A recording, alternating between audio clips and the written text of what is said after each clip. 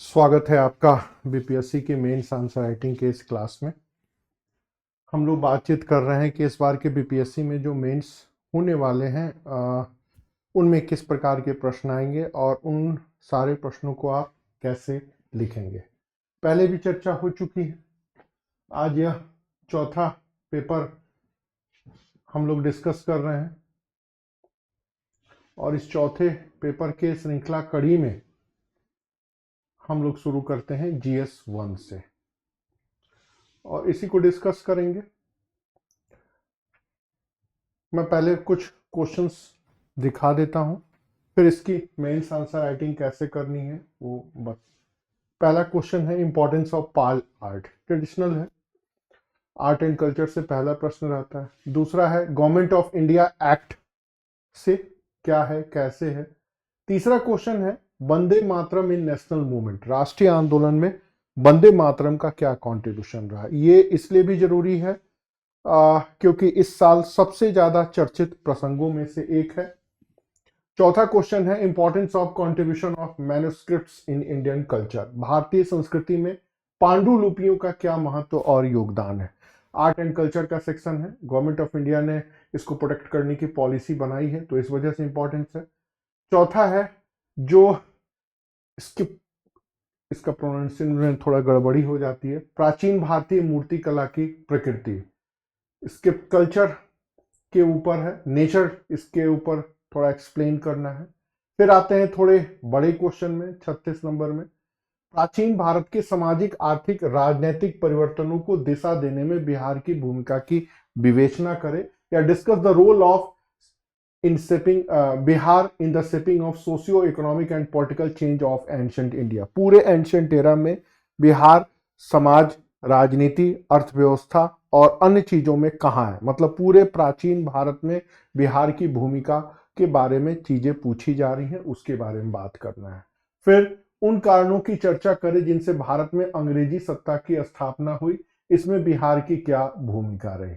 Second part है मतलब discuss the reason that lead the establishment of British rule in India, what role did Bihar play in this, मतलब भारत में British साम्राज्य की स्थापना में बिहार का क्या कंट्रीब्यूशन, रोल या भूमिका रही। दूसरा क्वेश्चन ब्रिटिशर्स की पॉलिसी से रहता है पेपर में, तो यहां पर इकोनॉमिक पॉलिसी के बारे में पूछा गया है और यहां रिवोल्ट में ट्राइबल मूवमेंट रहता ही है, वीर कुंवर सिंह रहती हैं, उन्हीं के एस्पेक्ट में पूछा गया है कि ब्रिटिश शासन की या ब्रिटिश गवर्नमेंट की या ब्रिटिश एडमिनिस्ट्रेशन की इकोनॉमिक इंपैक्ट से भारत कैसे इफेक्टेड हुआ और रूरल सोसाइटी के स्पेशल रेफरेंस में इस चीज को एवेल्युएट करना है या रिव्यू करना है। सेकंड पार्ट में ब्रिटिश शासन के एस्टैब्लिशमेंट में जो भी रिवोल्ट हुए हैं उसमें पीपल रिवोल्ट या जो भी अपराइजिंग हुए हैं, पॉपुलर अपराइजिंग क्या क्या रहे हैं और इसमें बिहार का क्या रोल रहा है। मतलब पहले क्वेश्चन में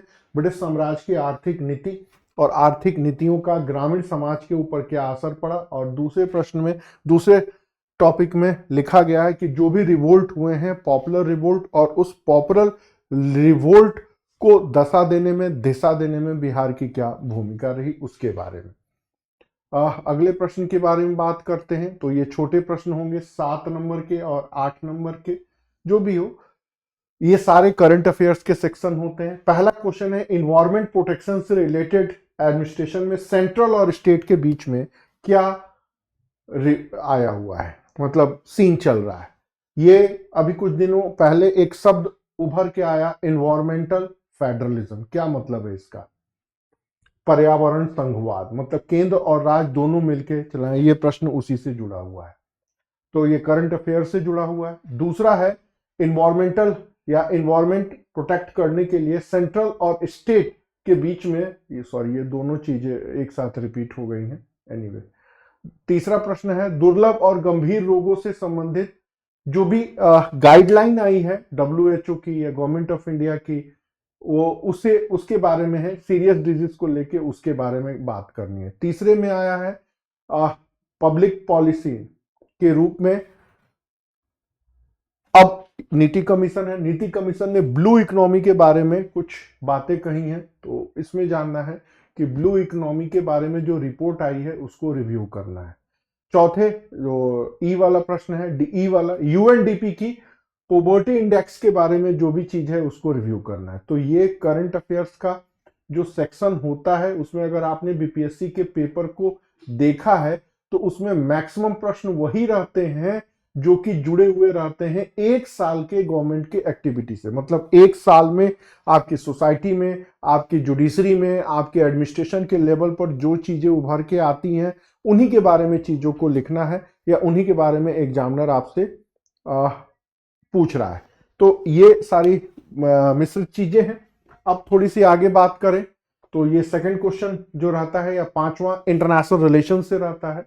इंटरनेशनल रिलेशन में पहला प्रश्न है इंडो अफगान रिलेशनशिप के भारत में इंडो अफगान रिलेशनशिप को लेके गवर्नमेंट ऑफ इंडिया की पॉलिसी में क्या चेंज दिख रहा है।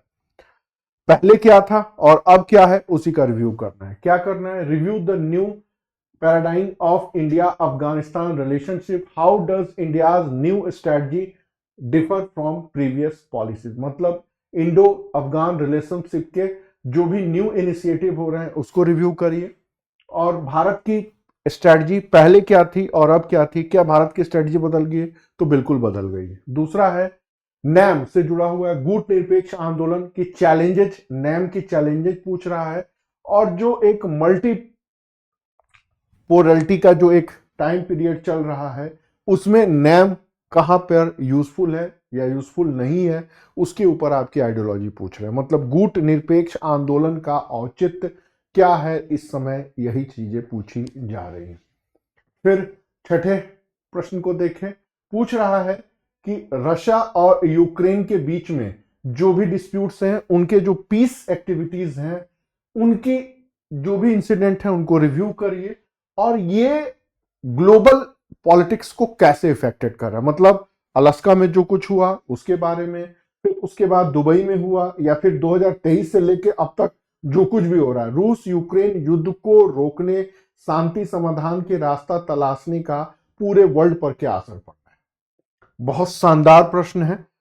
जब मैं इस चीज को रिव्यू कर रहा था, सारे अखबारों के कतरन काट रहा था, तो ये चीजें उभर के सामने है। और अगला है मिडिल ईस्ट में जो कुछ भी प्रेजेंट हो रहा है उसके ऊपर आप बातचीत करिए, बताइए और इंडिया के ट्रेडिशनल पॉलिसी मिडिल ईस्ट को लेके क्या बदली। अभी 2 दिन पहले, कल या परसों की घटना है कि गाजा पीस एक्टिविटी में भारत शामिल हो गया। अभी तक भारत गाजा पीस एक्टिविटी को लेकर के एक्टिव नहीं था, लेकिन भारत अब इसमें शामिल हो गया। तो ये सारी चीजें हैं और इन्हीं के ऊपर है। तो उम्मीद है पेपर शानदार लगा होगा। इतिहास के कुछ ट्रेडिशनल पार्ट को छोड़ दें तो सारे पेपर अपडेट हैं। करंट अफेयर्स के क्वेश्चंस कैसे बनते हैं और कैसे बन सकते हैं। मेरा दावा है कि इस बार भी पीएससी में मैं 98% प्रश्न को कैच कर लूंगा। पहले भी होता है जहां भी मैंने पढ़ाया है, यहां भी है। इस प्रश्नों को देख लीजिए। अभी जो सेक्शनल टेस्ट होगा उसमें मैंने 25 प्रश्न इंटरनेशनल रिलेशन से डिस्कस किए हैं।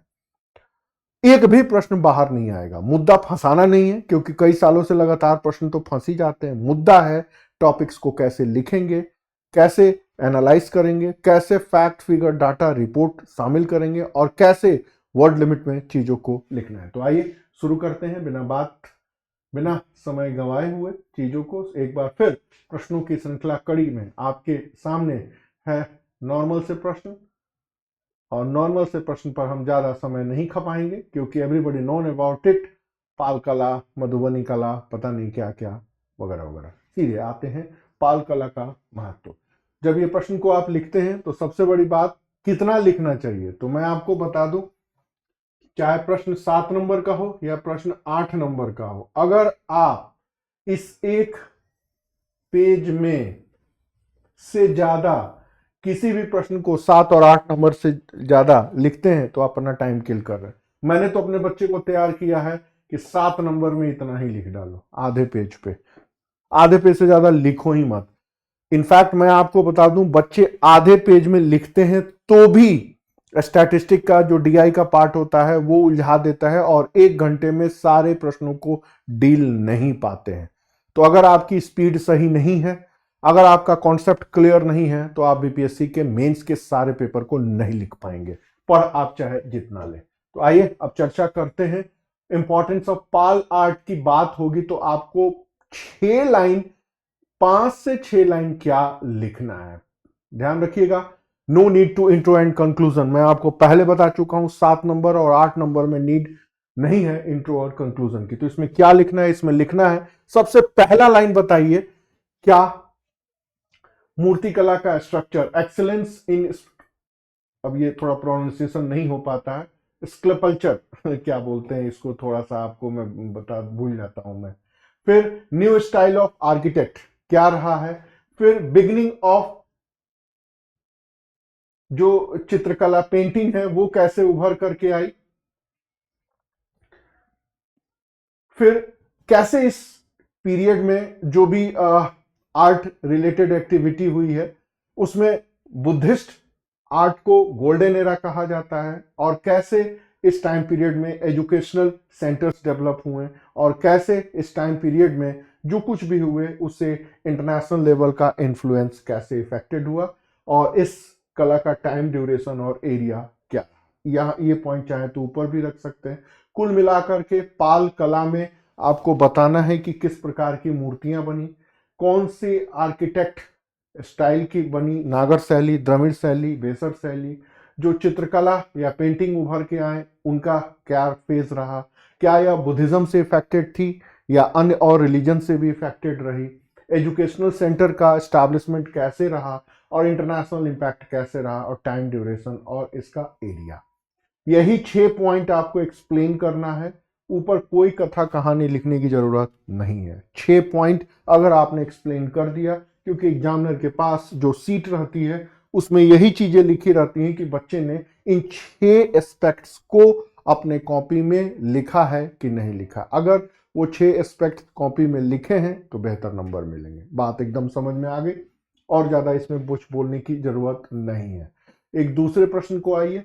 दूसरा प्रश्न क्या है, 1935 के गवर्नमेंट ऑफ इंडिया एक्ट के बारे में लिखना है, क्या, कैसे, किस तरह। अब ये आपके ऊपर है कि आप 1935 के बारे में क्या लिखते हैं।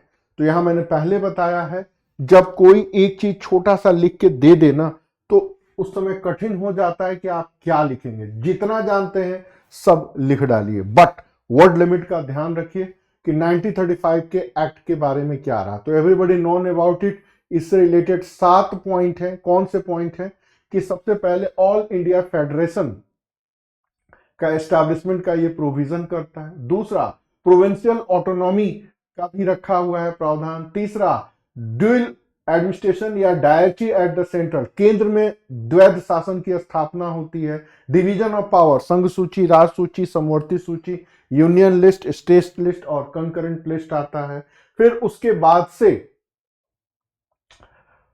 संघीय संगठन की स्थापना, एक आरबीआई बनता है, एक यूनियन पब्लिक सर्विस कमीशन बनता है, फिर वोटिंग राइट भी मिलता है, और एक सेंट्रल में और स्टेट में रेस्पॉन्सिबल गवर्नमेंट की स्थापना होती है। ये चीजें, इतने पॉइंट को बस एक्सटेंड कर देना है। यहां पर लिखने की गुंजाइश नहीं है क्यों बना, क्या बना, कैसे बना, किस तरह बना, क्या असर पड़ा, पोस्ट डेटेड चेक, एक ऐसा इंजन या एक ऐसा ट्रेन जिसमें इंजन है, ब्रेक लगा, ये लगा, वो लगा, नहीं। आपको सिर्फ इंफॉर्मेशन दे देना है कि 1935 के एक्ट के बारे में, सिर्फ। आगे जब कुछ नहीं लिखा हो तो आप बस इतनी इंफॉर्मेशन देके निकल जाइए। अगर लिखता है रिव्यू करिए, आलोचना करिए, समालोचना करिए, प्रकृति पर टिप्पणी करिए, प्रभाव की विवेचना करिए, तो सबका आंसर अलग अलग हो जाएगा।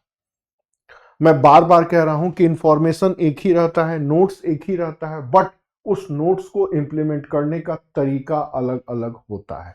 एक चीज हमेशा याद रखिएगा कि जो क्वेश्चंस पूछे जा रहे हैं अगर उसके अनुसार आपका आंसर नहीं है तो आपके परफेक्ट आंसर नहीं आएगा। कोई भी टॉपिक है, जब अगर कहता है कि टिप्पणी करिए या कमेंट करिए तो उसका आंसर कुछ अलग हो जाएगा। फिर आता है एस्टिमेट या रिव्यू करिए तो उसका अलग अलग हो जाएगा। फिर आता है उसके नेचर के ऊपर कमेंट करिए, उसका आंसर अलग हो जाएगा। फिर आता है एनालिसिस करिए तो उसका आंसर अलग हो जाएगा। तो इस तरह की जो भी चीजें पूछी जाती हैं एग्जाम में, तो उसके एग्जाम के क्वेश्चन में जो पूछे जा रहे हैं उसको अंडरस्टैंड करके ही वर्ड लिमिट में चीजों को लिखना होता है और उसी से नंबर मिलता है। और यकीन मानिए पाल कला के ऊपर 98% बच्चे एक जैसे उत्तर लिख के आते हैं। एक तो उनको जो क्वेश्चन में पूछ रहा है उसमें माइन्यूट डिफरेंस है, वही नहीं पता रहता, जब पता हो जाता है तब जाके परफेक्टनेस आती है। नेक्स्ट क्वेश्चन को देखिए, पूछ रहा है नेशनल मूवमेंट में वंदे मातरम। बस पूछ दिया कि Vande Mataram in Indian national movement में तो क्या है, तो कमेंट करिए। आज आके बात करते हैं नेशनल मूवमेंट में वंदे मातरम। तो अब आपको बताना है कि इसका इंपॉर्टेंस क्या है और इसका रोल क्या रहा। पहले लाइन में आप बताएंगे क्या, या इसमें आपको लिखना how and what form did Vande Mataram remain active in the national movement. इसका ओरिजिन कैसे हुआ, मतलब इसकी उत्पत्ति कैसे हुई, और इंडियन नेशनलिज्म में इसका रोल क्या रहा। पहला पॉइंट ये। दूसरा, स्वदेशी आंदोलन के टाइम पीरियड में यह कैसे एक्टिव हुआ, फिर रिवोल्यूशनरी मूवमेंट के दौर में कैसे एक्टिव हुआ, फिर यह इंडिकेटर के रूप में कैसे एक्टिव हुआ, फिर उसके बाद से इंडियन नेशनल आर्मी में कैसे इसका यूटिलाइज किया गया, फिर अरविंदो घोष ने इसके बारे में क्या स्टेटमेंट दिया है, फिर कॉन्स्टिट्यूशन असेंबली में इसको लेके क्या चर्चा हुई, और एट लास्ट पॉइंट जो आज तक इफेक्टिव है, मुस्लिम लीग ने क्या इसको लेके अपोज किया, और इंडिया की कम्युनल पॉलिटिक्स में इसका क्या रोल रहा, और फिर गांधी जी ने इसका रास्ता निकाला कि ठीक है भाई, मुस्लिम वर्ग को आपत्ति है तो इसको पूरा नहीं गाएंगे, सिर्फ 2 लाइन ही गाएंगे, वंदे मातरम सुजलाम सुफलाम मातरम वंदे मातरम, बस इतना ही। 8 पॉइंट है मेरे हिसाब से, तो इस क्वेश्चन को बड़े 36 और 38 नंबर में आना चाहिए। ये एस्पेक्ट होते हैं। अब आप कितना लिखते हैं इनके ऊपर, किस किस पॉइंट को मेंशन करते हैं, ये महत्वपूर्ण। बैटरी देख रहा था कि कहीं कम ना हो जाए, तो ये चीजें होती हैं। तो बस इतना पर्याप्त है। इसके बाद से क्वेश्चन है importance and contribution of manuscripts in Indian culture. भारतीय संस्कृति में पांडुलिपियों का महत्व और योगदान। ये थोड़ा सा नया है कि थोड़ा सा तो नया कोशिश करिए। बाकी वीर कुंवर सिंह, बिरसा मुंडा और संथाल विद्रोह पढ़ पढ़ के आप लोग आजाद दस्ते की भूमिका पढ़ पढ़ के पक गए होंगे। तो अब आ जाइए, importance of manuscripts in Indian culture and import, और इसके बारे में बताना है कंट्रीब्यूशन। तो बताइए इनका इंपॉर्टेंस क्या है, कंट्रीब्यूशन क्या है। तो सबसे पहले बताइए कि ये नॉलेज के सेंटर रहे हैं, और जो भी मैन्युस्क्रिप्ट्स हैं इससे हिस्टोरिकल और कल्चरल रिसोर्स इनको माना जाता है। तीसरा पॉइंट जो इंपॉर्टेंट है, ये कल्चरल हेरिटेज के इंडिकेटर हैं। चौथा पॉइंट है कि ये जो भी हमारे हिस्ट्री की एक हिस्टोरिकल ट्रेडिशन है उसको अडॉप्ट करते हैं। और पांचवा पॉइंट है कि इससे लैंग्वेज की डाइवर्सिटी और उसके प्रोटेक्शन के बारे में पता लगता है। अगर आपको थोड़ा भी इस चीज के बारे में पता होगा तो भारत में, पूरे भारत में ऐसे लकड़ियों के ऊपर चीजें लिखी जाती थी, या तो लकड़ियों के ऊपर लिखी जाती थी और ऐसे चीजें जुड़ी रहती थी। आज भी आप चले जाइए तो दक्षिण भारत में ये परंपरा आपको मिलेगी। या फिर क्या संदेश लाए हैं, ऐसे चीजें कपड़े के ऊपर चीजें इंफॉर्मेशन लिखी जाती थी जब कागज का आविष्कार नहीं हुआ था। तो इस तरह की चीजें होती थी, ताम्रपत्र में लिखे जाते थे। तो नालंदा विश्वविद्यालय में बहुत सारी चीजें थी जिसको जला दिया उन लोगों ने। तो ये इंफॉर्मेशन, इसी को प्रोटेक्ट करने के लिए गवर्नमेंट ने पॉलिसी चलाई है। तो इसी के बारे में पूछ रहा है, इसका क्या इंपॉर्टेंस है। तो यही 4-5 पॉइंट आपको एक्सटेंड कर देना है। ये थोड़ा कॉमन सेंस से भी यूज करना है, ठीक है। अगले प्रश्न को देखते हैं। ये पूछ रहे हैं मूर्तिकला की प्रकृति। इसका देखिए, फिर प्रोनाउंसिएशन में फंस जाता हूं। नेचर ऑफ एंशिएंट इंडियन, आगे वो है मूर्तिकला की प्रकृति। आइए मूर्तिकला की प्रकृति के बारे में बात करते हैं। अब ना इंट्रो देना है ना कंक्लूजन देना है। 6 से 7 पॉइंट्स होंगे। What is the silent feature of ancient Indian, और जो भी है उसके बारे में लिखना है। और फिर आइए सबसे पहले कि जो भी मूर्तियां हमारे यहां बनी, पहला पॉइंट होगा उसकी विषय वस्तु क्या है, किस चीज पे मूर्ति बनी। जब इस चीज को सोचना शुरू करेंगे तो अपने आप पहला पॉइंट निकल आएगा। दूसरा पॉइंट है कि जो भी मूर्तियां बन रही हैं उनमें रिलीजन का क्या प्लेस रहा है। तीसरा पॉइंट है कि जो मूर्तियां बन रही हैं उसमें किस प्रकार के इंडिकेटर प्रयोग हुए हैं। क्या कमल प्रयोग हुआ है, क्या सूर्य प्रयोग हुआ है, क्या उनके हाथों में अस्त्र शस्त्र हैं, या फिर मूर्तियों में जो अन्य प्रतीक बनते हैं उनका अर्थ क्या होता है। तीसरा कि इन जितने भी मूर्तियां बने हैं उनमें कोऑर्डिनेशन मेथड, उनका कोऑर्डिनेशन आर्किटेक्ट से कैसे हुआ, मतलब इन मूर्तियों को कहां रखा जाता था, मंदिर में, ठीक है। फिर उसके बाद इन सारे मूर्तियों को ह्यूमन फेस क्यों दिया गया, अन्य देशों में सिर्फ लाइट दिखा दी जाती है, इंसानी रूप नहीं दिया जाता, बट भारत में मूर्तियों को इंसानी रूप क्यों दिया गया, ये भी है। फिर उसके बाद कौन कौन सी शैलियां डेवलप हुई, गंधार कला, मथुरा कला, अमरावती कला, कौशाम्बी कला, फिर उसके बाद से एक और है, दो तीन और है उसके बारे में। फिर जो भी मूर्तियां बनी हैं उसका हिस्टोरिकल टाइम ड्यूरेशन कैसे शुरू होता है, मतलब पाषाण काल में क्या बना, तो सिंधु घाटी सभ्यता में क्या बना, मौर्य में क्या बना, मौर्योत्तर में क्या बना, गुप्त में क्या बना, गुप्तोत्तर में क्या बना, और फिर इंडिया के कल्चरल वैल्यू के एस्टैब्लिशमेंट में इस आर्ट का क्या कंट्रीब्यूशन रहा। इतने एस्पेक्ट हैं जब मूर्ति कला के बारे में आप लिखते हैं, ये 8 पॉइंट ये देख लीजिए, और इस एक पन्ने में चूंकि 9 नंबर का है सवाल, तो एक पन्ने में आपको इस चीज को लिख देना है। मुझे नहीं लग रहा है, और ये सारी एनसीईआरटी की किताबों में दिया हुआ है, इंडियन के आर्ट एंड कल्चर में 12th क्लास के एनसीईआरटी आप उठा करके पढ़ेंगे तो उसमें ये मेंशन है। मूल बात है आप चीजों को कैसे लिखते हैं, कैसे समझते हैं। आप लोग सिंघानिया टाइप की जो किताबें इतनी मोटी पढ़ लेते हैं, फैक्ट को रट लेते हैं, उसमें से कॉन्सेप्ट निकल ही नहीं पाता। फैक्ट के लेवल पर तो अच्छी किताब है, लेकिन उस किताब को पढ़ने के बाद क्या मूर्ति कला की प्रकृति या स्थापत्य कला की प्रकृति या भारत की कला संस्कृति का इंडिकेटर कैसे है, ये सब चीज, इसका उत्तर आप लोग नहीं लिख पाएंगे। क्यों? क्योंकि आपने इस चीज को कभी सोचा ही नहीं है। शानदार प्रश्नों की श्रृंखला कड़ी में ये प्रश्न है, अब इसको एक बार ध्यान से पढ़िए और 8 लाइन उत्तर लिख दीजिए। अबव 70% मार्क्स मिलने ही मिलने हैं और कहीं भागने की जरूरत नहीं है। Everything mention in ancient India या फिर आर्ट एंड कल्चर एनसीईआरटी की किताब। आगे देखिए, पूछ रहा है इंडिया के सोशियो इकोनॉमिक और पॉलिटिकल डायरेक्शन देने में बिहार का क्या रोल रहा। शानदार प्रश्नों की श्रृंखला कड़ी में जब मैं इस प्रश्न को लिख रहा था तो एक बार मुझे समझ में आया कि बिहार मगध साम्राज्य ने से ही भारत की 6th सेंचुरी का एक हिस्ट्री शुरू होता है। उसके पहले आर्यन कल्चर जैसे नॉर्थ इंडिया में एक्सटेंड हुआ तो बिहार से ही कीकट जो मगध का एरिया है उससे चैलेंज मिला।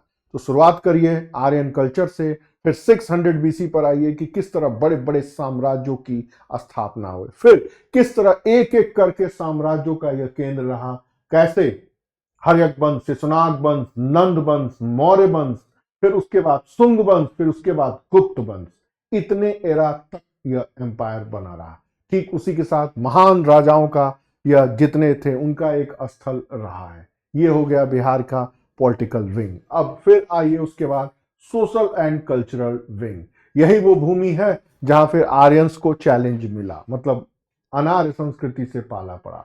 यही वो भूमि है जहां पर जो भी रिलीजियस वैदिक एरा के जो भी कर्मकांड होते थे उनको चुनौती मिली, और चुनौती मिलने के साथ साथ ही कई सारे नए धर्मों का एक ओरिजिन हुआ जिसमें बौद्धा और जैन एस्टैब्लिश्ड हुआ। यही वो एरा है जिसने एक कोऑर्डिनेशन समन्वयवाद के आइडियोलॉजी को जन्म दिया, गुप्त काल की समन्वयवादी विचारधारा, अवतारवाद का सिद्धांत। फिर इकोनॉमी में आइए तो यही वो एरा है जहां से गंगा घाटी से एक डेवलप्ड कल्चर उभर के आई, एग्रीकल्चर रेवोल्यूशन का दौर आया। Ramchandra Sharma NCERT 12th class की किताब।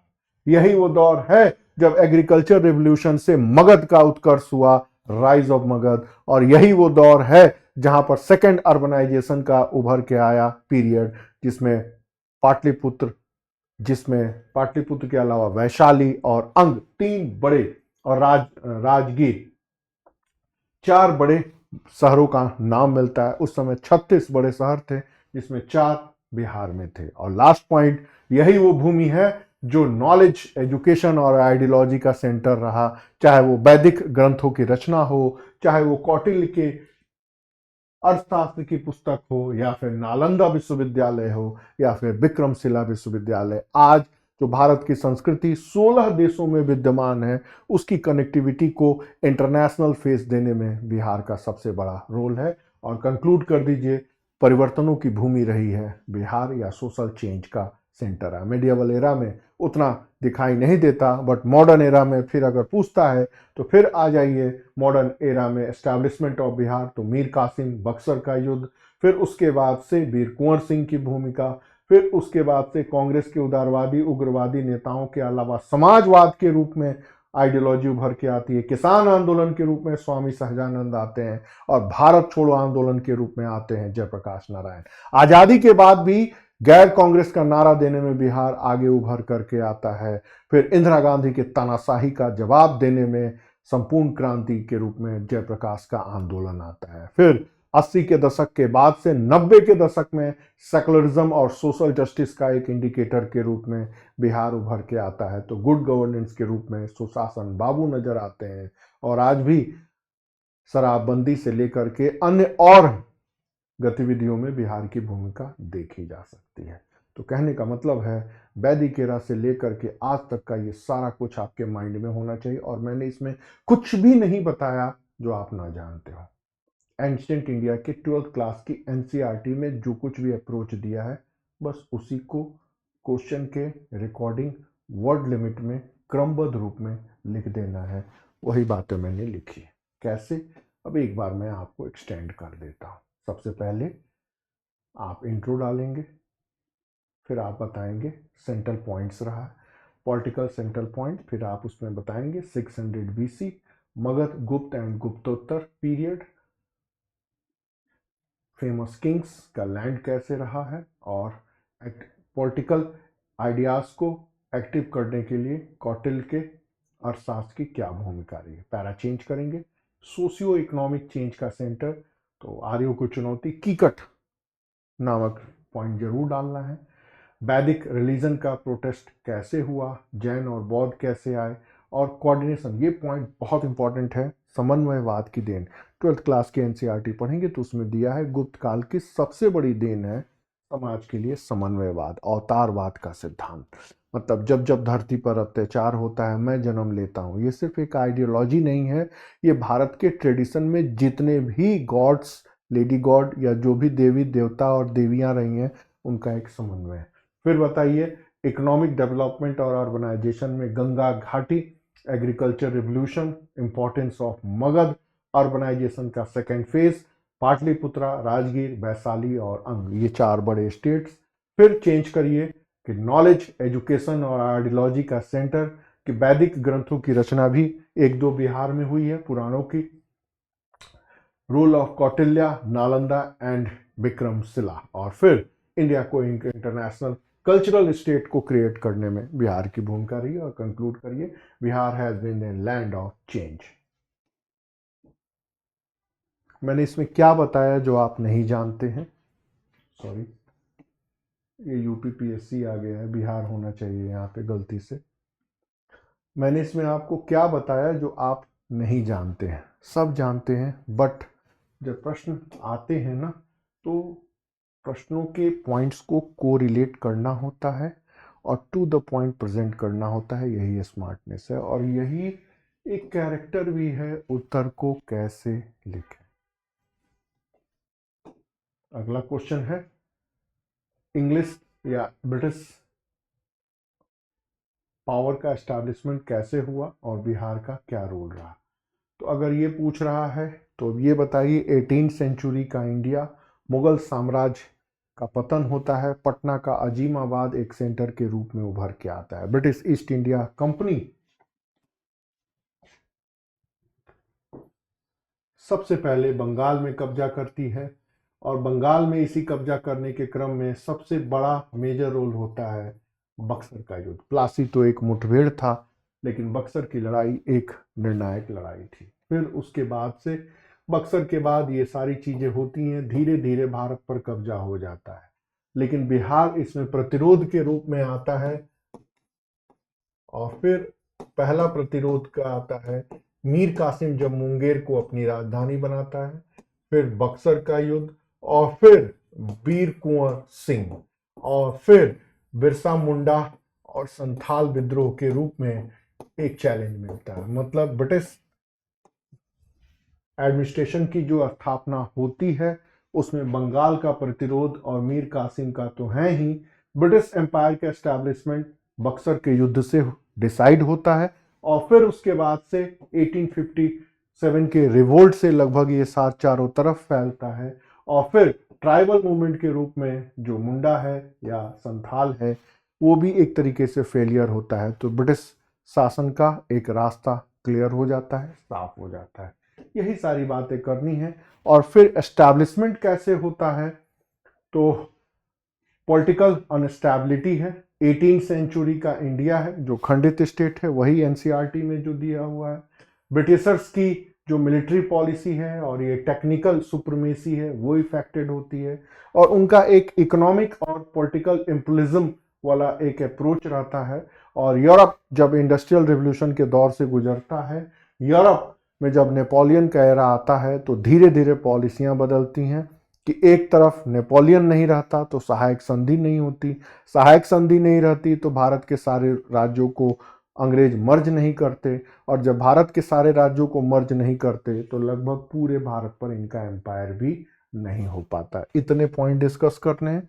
और फिर कंट्रीब्यूशन ऑफ बिहार में बक्सर का युद्ध, मीर कासिम की असफलता या फिर मीर कासिम की असफलता और बक्सर का युद्ध, दोनों आप पॉइंट ऊपर नीचे कर सकते हैं। बीर कुंवर सिंह की असफलता, मैं यहाँ पे सोच में पड़ गया कि ट्राइबल मूवमेंट लिखूं या ना लिखूं, क्योंकि ये माना जाता है कि 1857 तक भारत में ब्रिटिश साम्राज्य की स्थापना हो चुकी थी। लेकिन अब आपकी मर्जी, इच्छा हो तो उसमें आप ट्राइबल मूवमेंट को भी लिख सकते हैं। कहने का मतलब है इस 36 और 38 नंबर में सबसे पहले आपको पैरा चेंज करके पहले तो एस्टैब्लिशमेंट के बारे में इंट्रो लिखना है, फिर how to British East India company established in India, वो सारे पॉइंट डिस्कस करने हैं और उनमें लगभग ये आपके 5 पॉइंट हैं।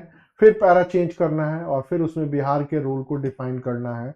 तो बक्सर, मीर कासिम, बीर कुंवर सिंह, इच्छा हो तो मुंडाज और संथाल भी डाल सकते हैं, बट इतना भी लिख देंगे तो पूरा हो जाएगा। और फिर कंक्लूड कर दीजिए, इस तरह ब्रिटिश शासन की स्थापना हुई और उसमें बिहार एक मेजर रोल प्ले करता है। अगला प्रश्न है, क्या है भारत या ब्रिटिश एम्पायर की जो भी पॉलिसियां रही हैं सोशियो इकोनॉमिक और पॉलिटिकल, अगला प्रश्न क्या है, ये ब्रिटिश शासन की इकोनॉमिक पॉलिसियों से इंडिया कैसे इफेक्टेड हुआ और रूरल सोसाइटी के ऊपर इसका क्या इंपैक्ट करा, रिव्यू करिए। लगभग हर दूसरे तीसरे साल ये प्रश्न आता है। अब इसको डिस्कस करते हैं। क्या रहा, तो इनकी लैंड रेवेन्यू सिस्टम्स इंप्लीमेंट हुआ, इनका डी इंडस्ट्रियलाइजेशन रहा, लघु कुटीर उद्योगों का पतन, फिर ड्रेन ऑफ वेल्थ मतलब भारत का धन प्रवाह हुआ, और फिर इसके अलावा जो फार्मर्स के ऊपर असर पड़ा, सूदखोरी बढ़ी, कमर्शलाइजेशन ऑफ इंडियन एग्रीकल्चर का जो दौर पड़ा उससे सारे फार्मर्स की स्थिति खराब हुई, रूरल एरिया का जितना सोशल रिलेशनशिप वो छिन्न भिन्न हुआ, कई तरह के रिवोल्ट भी देखे जाते हैं और भी कई तरह की चीजें हैं, अभाव, अनशन, फैमिन्स का असर पड़ा। कुल मिला के इन सारे इंपैक्ट को क्रमबद्ध रूप में डिस्कस करना है और इससे रूरल सोसाइटी कैसे इफेक्टेड हुई, तो रूरल एरिया का जो एक आत्मनिर्भर सोसाइटी था, सेल्फ डिपेंड सोसाइटी था, वो डिस्ट्रॉय हो गया। पहला पॉइंट, ये भी एनसीईआरटी में दिया हुआ है। दूसरा, commercialisation of agriculture, land revenue system, उसके असर अलग पड़े। डी इंडस्ट्रियलाइजेशन से गांव के परंपरागत हमारे लघु कुटीर उद्योग, स्मॉल कॉटेज इंडस्ट्री, वो सारे तबाह हो गए।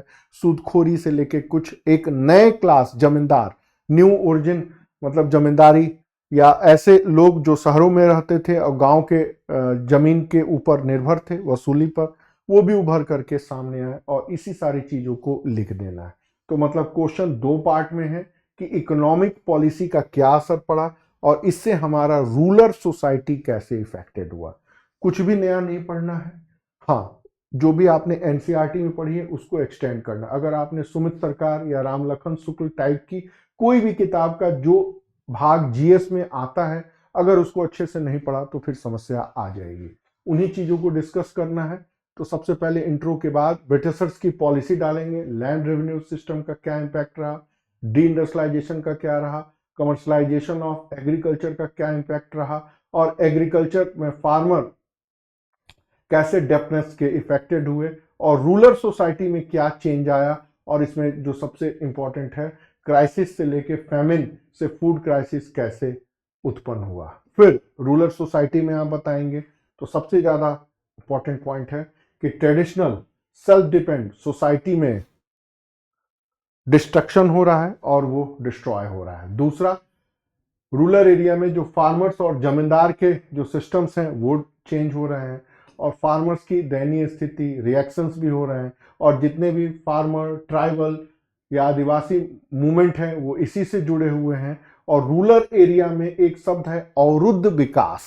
अवरुद्ध विकास का मतलब होता है एक ऐसा विकास जिसमें रुक रुक के चीजें हो रही हैं, डेवलपमेंट का एक ऐसा प्रोसेस जो प्रोहिबिटेड हो रहा है, प्रतिबंधित हो रहा है, लिमिटेड हो रहा है, और ठीक है, और हो रहा है रुक जा रहा है, हो रहा है रुक जा रहा है, उसी को बोलते हैं प्रोहिबिटेड डेवलपमेंट, या फिर एक लॉक्ड डेवलपमेंट, एक होता है अनडेवलप्ड। ऐसे कई तरह के कॉन्सेप्ट उभर करके आ रहे हैं। और फिर कंक्लूड कर दीजिए, the most negative impact of British policies was seen in rural society. मतलब ब्रिटिश नीतियों का सर्वाधिक प्रभाव ग्रामीण इलाकों में नकारात्मक रूप से उभर के आया। इस चीज को सबसे अच्छा लिखा है A.R. देसाई ने, social background of Indian nationalism. आज भी ये मानक पुस्तक है। उसके अलावा सत्या राय आज की पुस्तक है, भारत में राष्ट्रवाद उपनिवेशवाद।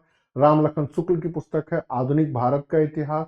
सुमित सरकार की किताब है आधुनिक भारत। इन सबको मिला के स्पेक्ट्रम वालों ने छापा है, और इनका सारा कुछ नोट्स में आपको मिल जाता है। लेकिन मोस्ट इंपॉर्टेंट थिंग कि इसमें सारे शब्द आने चाहिए। अगर आपने रूरल सोसाइटी में ये चीजें नहीं लिखी कि डिपेंडेंट सोसाइटी डिस्ट्रॉय हुई या ये चीजें हुई, अब इसमें आप चाहें तो प्रेमचंद की किताबों का नाम भी दे सकते हैं, 2 बीघा जमीन फिल्मों का भी उदाहरण दे सकते हैं, जो एक मॉडर्न राइटिंग कल्चर का कैरेक्टर माना जाता है, जो उस किताबों में अब सुमित सरकार की किताबों में आ चुका है, और भी कई तरह की चीजें हैं। आगे आइए, नेक्स्ट क्वेश्चन पूछ रहा है ब्रिटिश एस्टैब्लिशमेंट को जो चैलेंज दिया गया और उसमें जो पॉपुलर अपराइजिंग पीपुल रिवोल्ट हुए, उसमें बिहार का क्या रोल रहा। मतलब जितने रिवोल्ट हैं उसके बारे में पूछ रहा है कि जितने रिवोल्ट हुए हैं उसमें बिहार का क्या रोल रहा। तो ब्रिटिश शासन को चुनौती देने के क्रम में आदिवासी विद्रोह हुए, राजाओं नवाबों के विद्रोह हुए, कृषकों के विद्रोह हुए, और थोड़े अन्य और लोगों के विद्रोह हुए। इतनी सारी चीजें हैं, इन्हीं चीजों को क्रमबद्ध रूप में आपको लिख देना है। फिर जब बिहार की भूमिका आएगी तो बिहार में नोनिया विद्रोह हुआ है, बिहार में बीर कुंवर सिंह का विद्रोह हुआ है, बिहार में फतेह शाही राजशाही का जो हथुआ स्टेट है पहला विद्रोह उन्हीं का माना था, उनका है, और फिर बीर कुंवर सिंह तो है ही। फिर बाद में और लोग भी हैं, लेकिन इतना तो मेंशन है। सब इंट्रो डालने के बाद आप बताइए कि ट्राइबल मूवमेंट कैसे हुए हैं, तो उनके मेजर रिवोल्ट विद्रोह के कारण केसेस, रिजल्ट। फिर उसके बाद पैरा चेंज करके आप बताएंगे क्या फार्मर्स के कैसे रिवोल्ट हुए, या फिर एक तरीके से इनको बोलते हैं जो भी फार्मर्स के रिवोल्ट हुए या पीजेंट स्ट्रगल हुए, उनके जो केसेस हैं और रिस्पॉन्सिबल फैक्टर, उनके लीडर्स, उनकी आइडियोलॉजी। फिर चेंज करेंगे कि रिलीजियस रिवोल्ट भी 2 रिवोल्ट हुए हैं। कौन से रिवोल्ट हुए हैं आपको पता होना चाहिए। 2 रिवोल्ट कौन है, तो एक सन्यासी विद्रोह, दूसरा बहावी विद्रोह, उनको भी लिखेंगे। और फिर 1857 का रिवोल्ट, उनके केसेस, उसमें बीर कुंवर सिंह का रोल। फिर उसके बाद ये जितने भी जन विद्रोह हैं उनका क्या कैरेक्टर रहा है, तो जन विद्रोह के लीडरशिप, ऑर्गेनाइजेशन और रिवोल्ट का नेचर। फिर उसमें जब आप बिहार की भूमिका करेंगे तो नोनिया विद्रोह, चेर विद्रोह, संथाल, मुंडा, बीर कुंवर सिंह, बहावी, और 1942 का आजाद दस्ता, उसको भी पीपुल रिवोल्ट में शामिल किया जाता है। मतलब एग्जामिनर देखेगा आपकी कॉपी में कि इस प्रश्न को लिखते हुए क्या आपने आदिवासी विद्रोह को लिखा है, ठीक है, क्या आपने कृषक विद्रोह को लिखा है, ठीक है, क्या आपने धार्मिक या रिलीजियस रिवोल्ट को लिखा है, ठीक है, क्या आपने 1857 को लिखा है, ठीक है। फिर इन सारे विद्रोहों को एनालिसिस किया है, ठीक है। ये एक पार्ट हुआ। अब आते हैं सेकंड पार्ट में। अब बिहार को लेकर के आपका थॉट क्या है। तो इसमें से सारे बच्चे मुंडा संथाल लिख देते हैं, नहीं, इसमें नोनिया भी है, चेर भी है, वीर कुंवर सिंह भी है, बहावी भी है, आजाद दस्ता भी है। इतने पॉइंट है।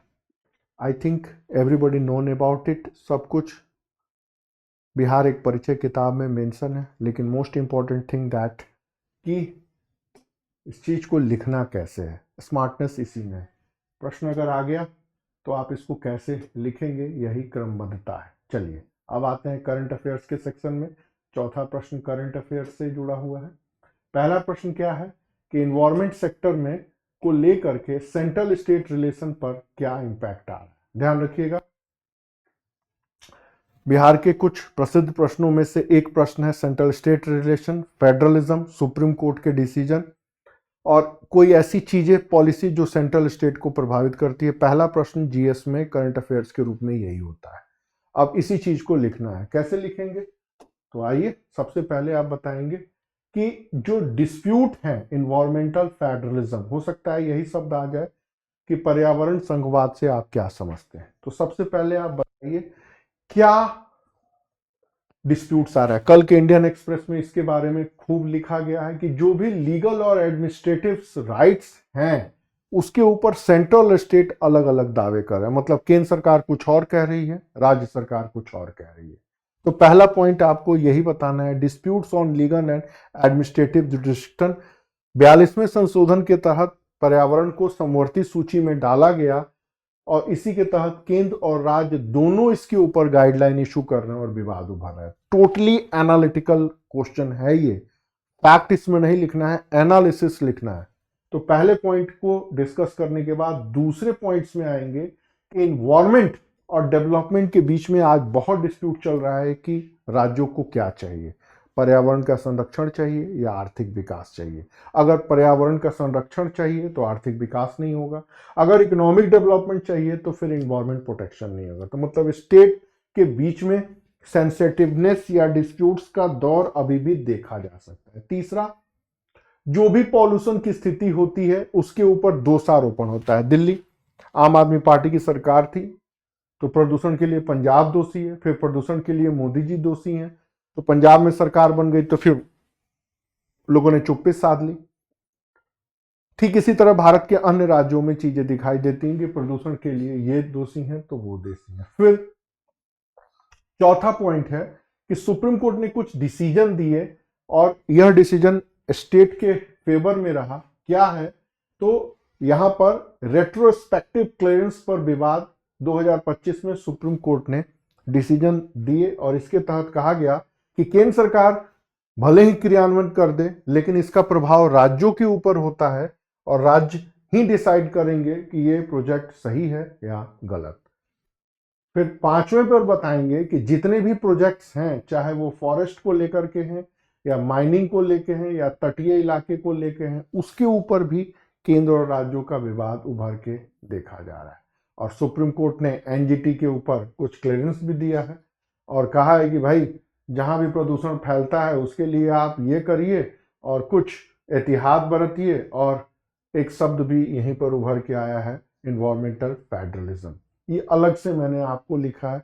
कुल मिलाकर के भारत में अभी पर्यावरण प्रबंधन को लेके या पर्यावरण के क्षेत्र को लेके सेंट्रल और स्टेट में डिबेट क्या चल रहा है, डिबेट किन एस्पेक्ट्स को लेके चल रहा है, इस डिबेट्स पर सुप्रीम कोर्ट का स्ट्रैटेजी क्या रहा है, इस डिबेट के पीछे फिलोसॉफिकल पार्ट क्या रहे हैं और एट प्रेजेंट पॉलिटिकल सिनेरियो में सेंट्रल और स्टेट के बीच में इन्वायरमेंट को लेकर के जो एक सिचुएशन बन रहा है उससे कहीं ना कहीं इन्वायरमेंटल फेडरलिज्म या पर्यावरण संघवाद की संकल्पना दुष्प्रभावित हो रही है।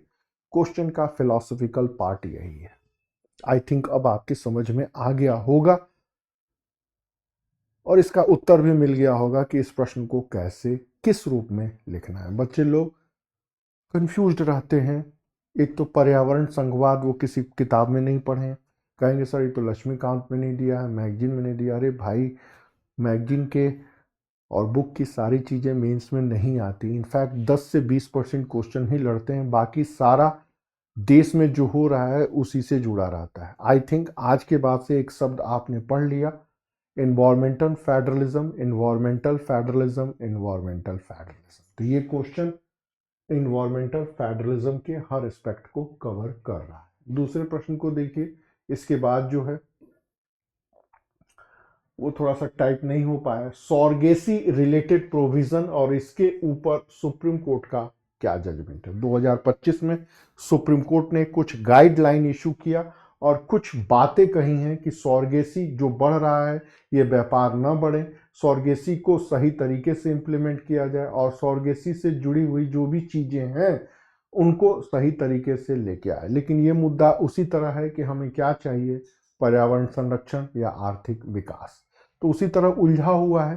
तो दो पक्ष हैं, एक सॉर्गेसी को कंट्रोल करने के लिए कौन से रूल्स एंड रेगुलेशंस हैं और दूसरा सुप्रीम कोर्ट ने क्या कहा। यही दो एंगल है जो इस प्रश्न को डिस्कस करना है। तो सबसे पहले explain the major provision of surrogacy act. 2021 के एक्ट्स को आपको डिफाइन करना है। पहले में कौन होगा, एलिजिबिलिटी कौन है, मदर का, एक्सेप्टेंस का और एग डोनर के बारे में, यही 5 लाइन है जो आपको जानना है। पैरा चेंज करेंगे और फिर बताएंगे कि मेजर डिसीजन क्या रहे हैं।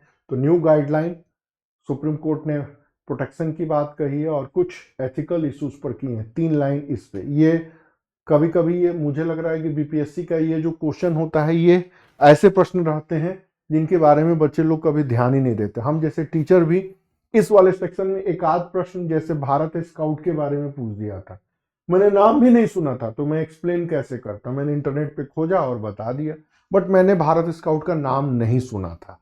इतना अखबार पढ़ने के बाद भी ऐसे वैसे, क्योंकि देखे होंगे स्लिप हो गया होगा। तो यहाँ भी है सॉर्गेसी रिलेटेड एक्ट और इसके ऊपर सुप्रीम कोर्ट का जजमेंट। बिहार से बहुत ज्यादा रिलेटेड नहीं है लेकिन फिर भी ट्रेडिशन है कि ऐसे प्रश्न पूछे जाते हैं तो हम इसको डिस्कस कर लिए। अगले प्रश्न को देखिए। अगला प्रश्न क्या है कि जो भी भयानक रोग हैं, दुर्लभ और गंभीर रोग हैं, उसके देखभाल के ऊपर कुछ गाइडलाइंस इशू हुआ है। वर्ल्ड बैंक के अलावा WHO, वर्ल्ड हेल्थ ऑर्गेनाइजेशन ने भी भारत को एक गंभीर रोग प्रभावित देशों की सूची में रखा है। भारत में मोटापा, भारत में शुगर, भारत में कैंसर, कई अन्य और बीमारियां हैं जिनका इंपैक्ट यहाँ पर देखा जा सकता है। तो इसमें बस इतना जानना है कि इसके रिलेटेड रूल्स रेगुलेशन क्या रहे हैं और गाइडलाइन क्या रही है। हाँ, इससे रिलेटेड कुछ फैक्ट हैं जिसके बारे में आपको थोड़ी जानकारी रहनी चाहिए। जैसे फॉर एग्जांपल ये अलग से मैंने दिया है कि 67 डेथ जो होती हैं वो भयंकर रोगों से होती हैं और भारत में 1 करोड़ जो मौतें होती हैं वो रोग से होती हैं और उसमें 60 लाख मौतें इससे होती हैं। ये WHO की रिपोर्ट है। और जो मृत्यु होती है उसकी एज लिमिट 30 से 70 के बीच में है। ये रोग में कैंसर भी है, शुगर भी है, हार्ट अटैक भी है। सिर्फ 4% भारत के ऐसे लोग हैं जिनके पास मेडिकल फैसिलिटी अरेंज है और 2026 तक इस NQAS ने कहा है कि हम इस फैसिलिटी को 50% के लोगों तक, भारत के लोगों तक लेके जाएंगे। सोच लीजिए, 4% है और 2026 तक 50% तक लेके जाना है। कैसे होगा नहीं पता। और गंभीर रोगों में हार्ट अटैक है, स्ट्रोक है, COPD है, कैंसर है, डायबिटीज है। WHO की रिपोर्ट है। तो ये मैंने आपको सिचुएशंस बताया है क्योंकि कई बार सीधे पूछ देते हैं भाई क्या क्रिटिकल सिचुएशन है, लिखो। अब यहां पर बताना है कि गाइडलाइन क्या आई है। Review the palliative care guideline in India.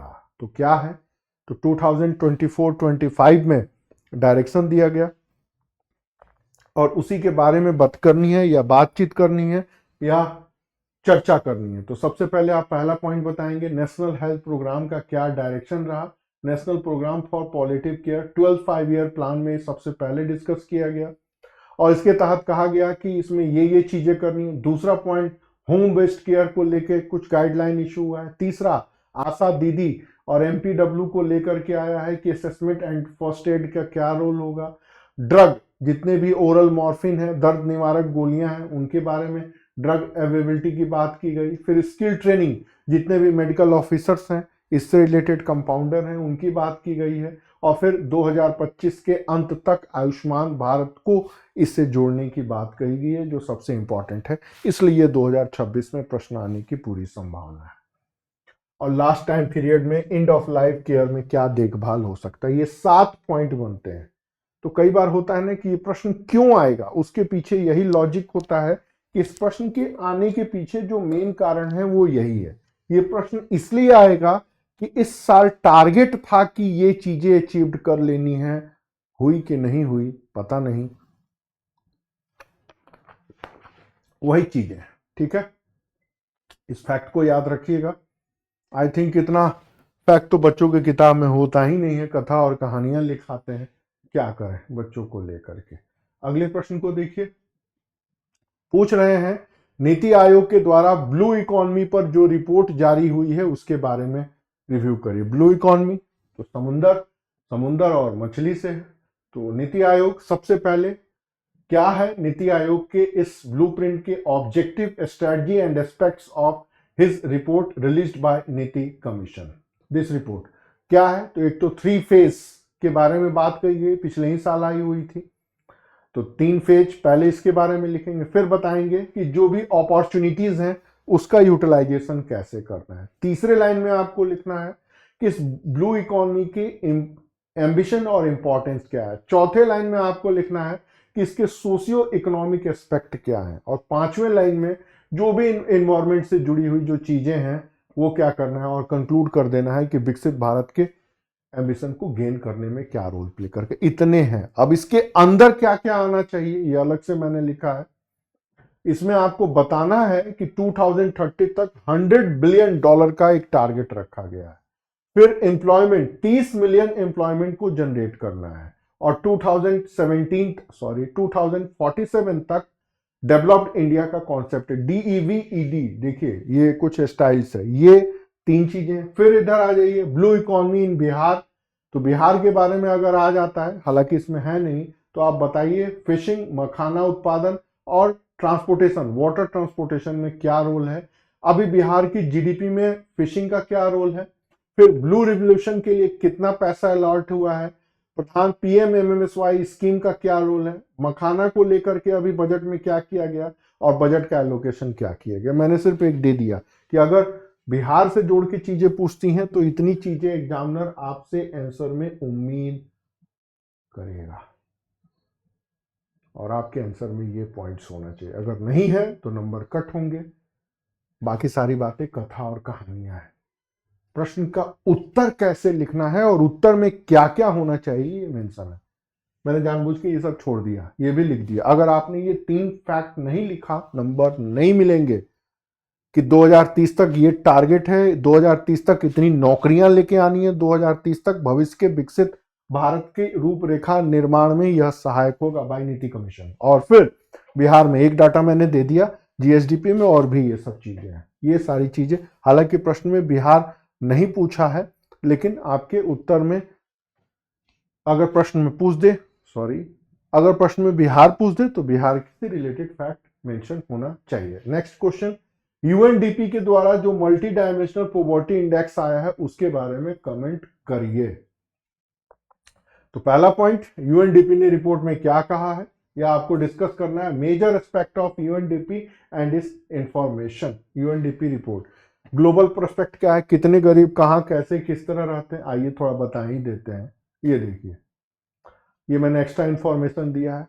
UNDP की रिपोर्ट के अनुसार 1.1 मिलियन लोग 109 देशों में रहते हैं। दूसरा, वर्ल्ड की इतने % आबादी भूखमरी की शिकार है।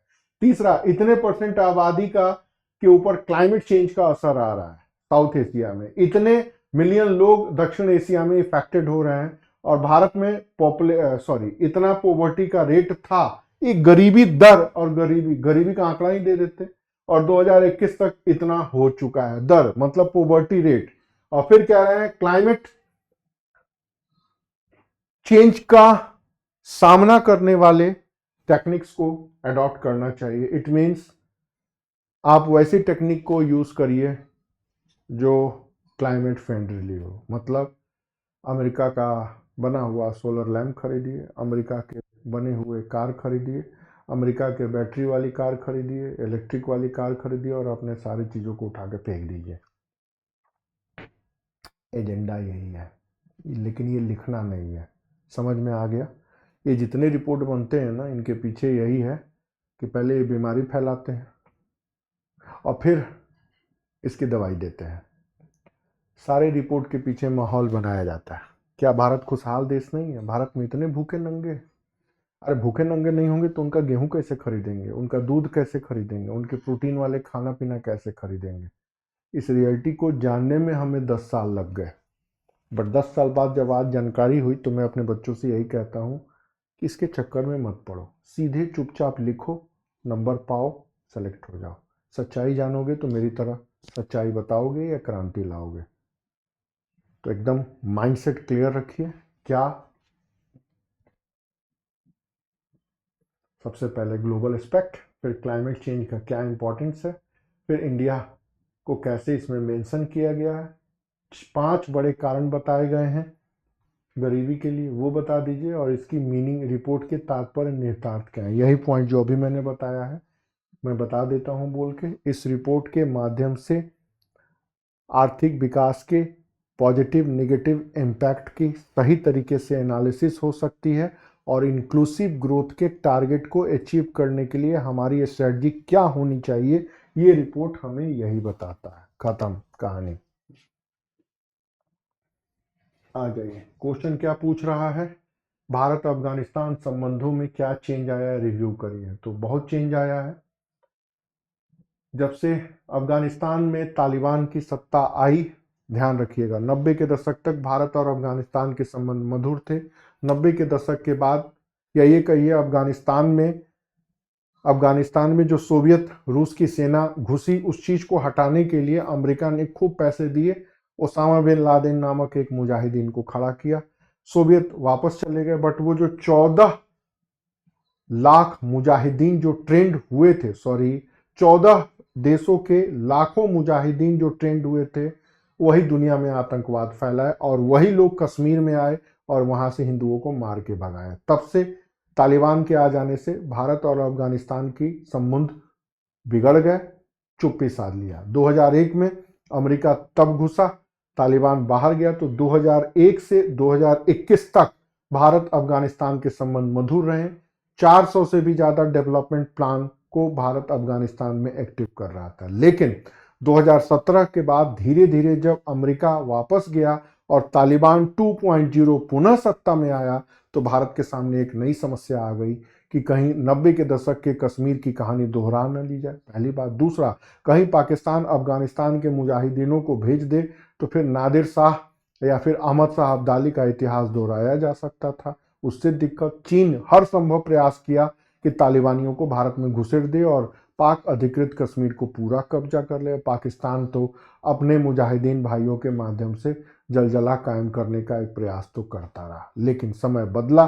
भारत ने अब तालिबान को मान्यता नहीं दी, लेकिन पिछले दरवाजे से तालिबान से जुड़ता रहा, मानवीय सहायता के रूप में गेहूं भिजवाए, संसद भवन को लेके क्रिकेट डिप्लोमेसी के रूप में। कुल मिला के भारत की नीति एकदम बदल चुकी है। अफगानिस्तान के प्रति भारत ने अप्रूव नहीं किया, लेकिन डेवलपमेंट एक्टिविटी चल रही है। कहानी का मूल उद्देश्य यही है।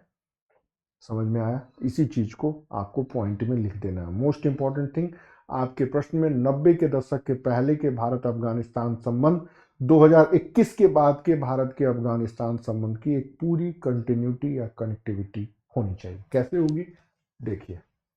सबसे पहले संबंधों में क्या बदलाव आए, तो डिप्लोमेटिक रिटर्न हुए हैं, फिर प्रैक्टिकल एंगेजमेंट हुआ है,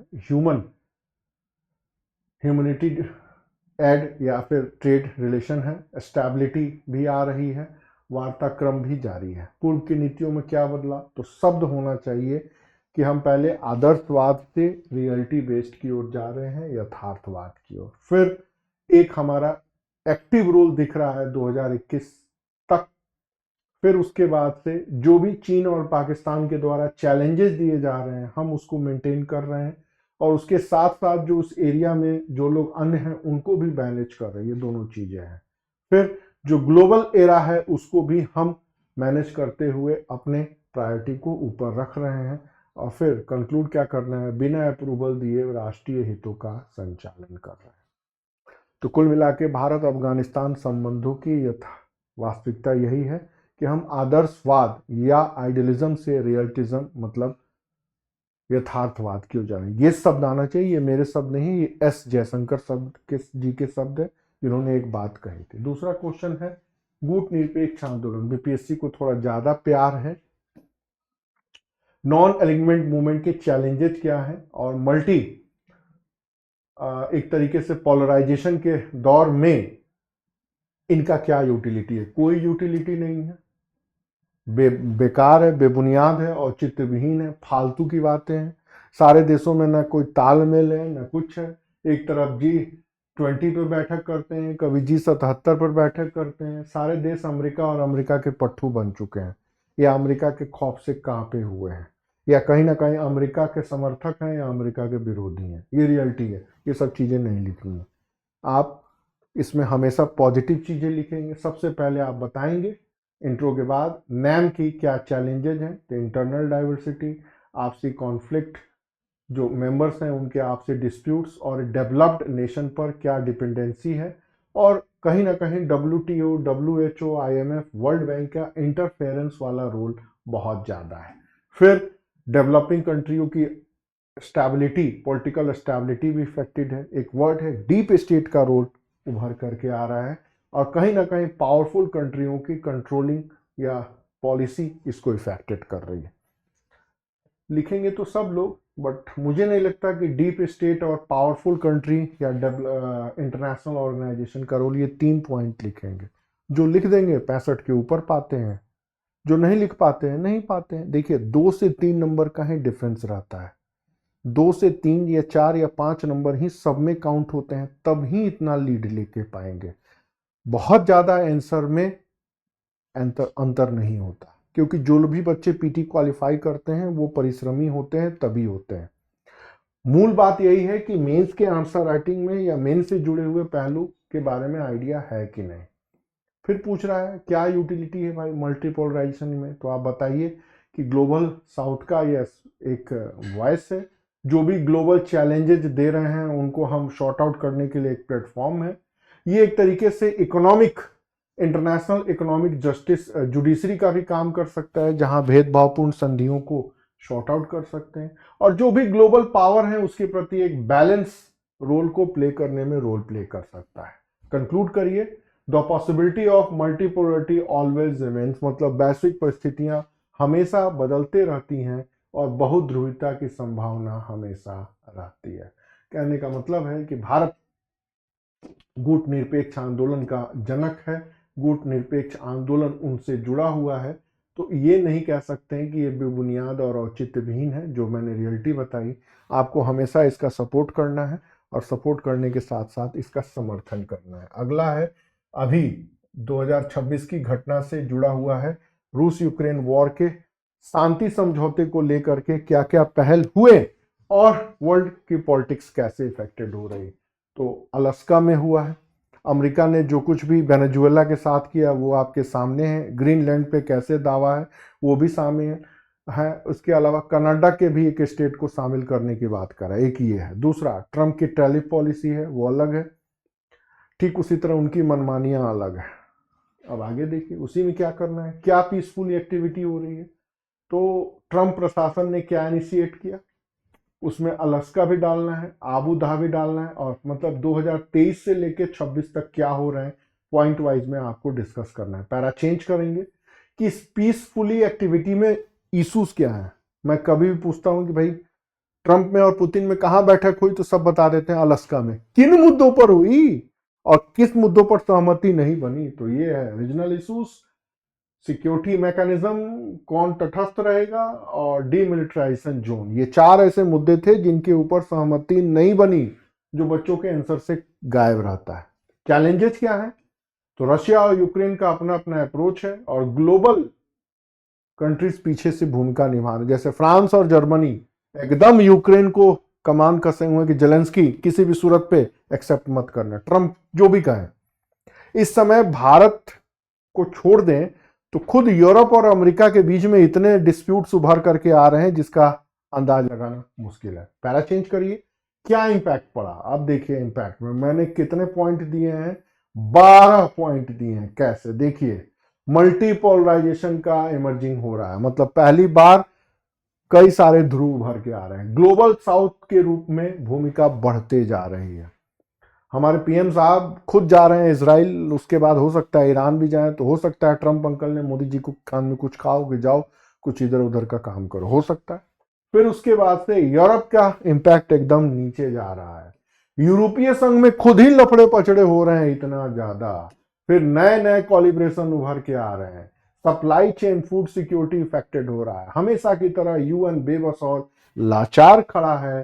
तो नाटो के फ्यूचर के ऊपर भी प्रश्न लग रहा है, ट्रंप अंकल खुद बोल दिए हैं कि मैं नहीं लगाऊंगा नाटो के ऊपर। यूरोप की सिक्योरिटी का एक इशू उभर के सामने आया है और रशिया के पावर में ग्रोथ दिख रहा है या इफेक्टिवनेस बढ़ रहा है, और भारत जैसे देशों के ऊपर यूरोपीय संघ लंबे समय से दबाव डालता रहा था कि रूस के साथ संबंधों को बदलिए बदलिए बदलिए, तेल खरीदिए खरीदिए खरीदिए, और कई देशों की बॉर्डर पे कॉन्फ्लिक्ट नए सिरे से उभरने की संभावना है। कहीं रूस के साथ ले दे के मामला निपटाने की कोशिश की गई तो चीन जापान के बीच, चीन ताइवान के बीच, भारत और चीन के बीच, इंडोनेशिया और थाईलैंड के बीच संघर्ष शुरू हो सकता है, और ऐसे 20 ऐसे देश हैं जहां पे ये प्रभाव पूर्ण तरीके से उभर के सामने आ सकता है, जिसमें सबसे शंका चीन पे देखी जा रही है।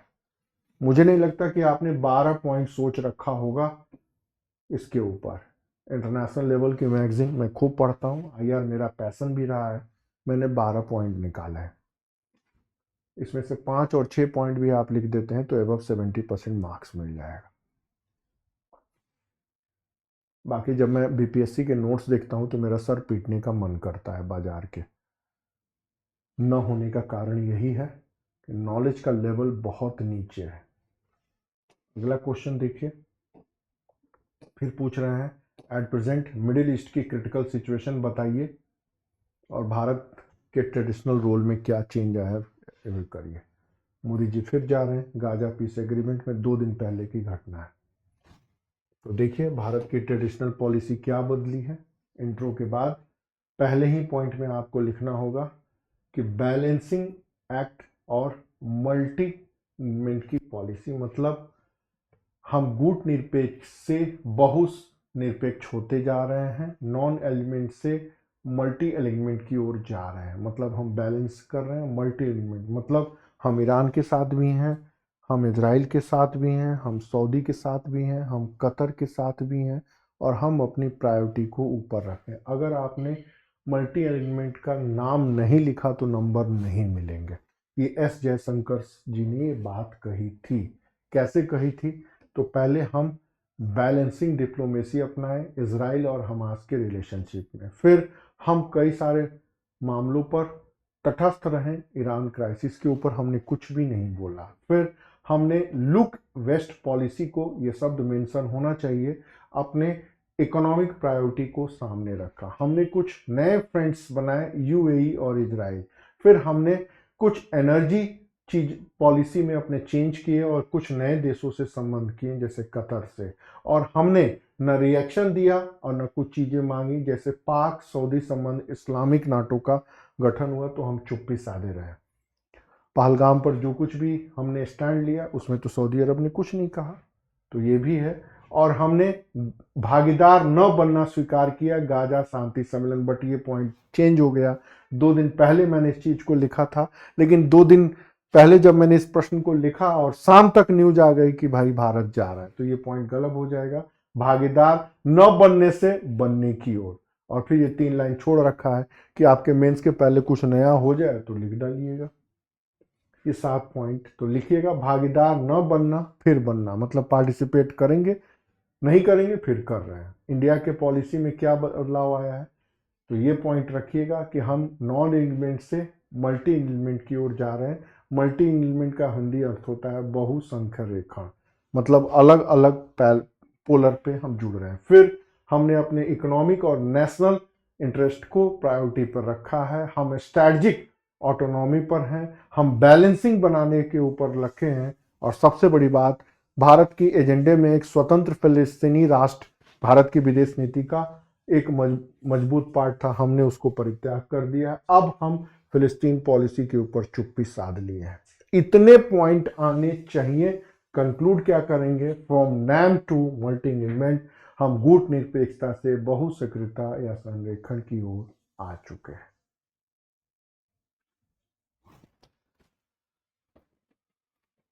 पूरे प्रश्न को देखिए,